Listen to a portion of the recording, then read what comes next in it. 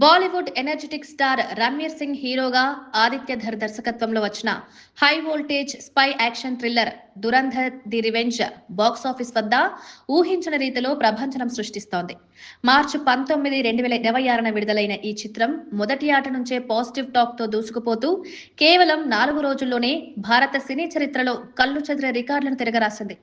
సుమారు 4 గంటల నిడివి ఉన్నప్పటికీ ఈ సినిమా ప్రేక్షకులను అంగుళం కూడా పక్కకు కదలకుండా చేస్తోంది.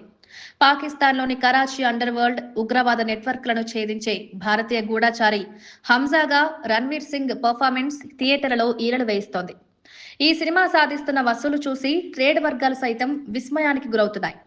నిర్మాణ సంస్థ జియో స్టూడియోస్ అధికారికంగా ప్రకటించిన వివరాల ప్రకారం ఇండియాలో మొదటి రోజు 145 కోట్ల రూపాయలు, రెండో రోజు 83 కోట్లు, మూడో రోజు 117 కోట్లు, నాలుగో రోజు 121 కోట్ల నెట్ కలెక్షన్లు సాధించింది. ఓవరాల్ గా 4 రోజుల్లో ఇండియా వైడ్ గా 550 కోట్ల గ్రాస్, 466 కోట్ల నెట్ కలెక్షన్లు సాధించింది. దీంతో పాటు ఓవర్సీస్ లో 211 కోట్లతో కలుపుకొని ప్రపంచవ్యాప్తంగా 4 రోజుల్లో 761 కోట్ల గ్రాస్ కలెక్షన్లు సాధించింది. 2026లో ఇప్పటి వరకు రిలీజ్ అయిన వాటిలో అత్యధిక వసూలు సాధించిన చిత్రంగా నిలిచింది.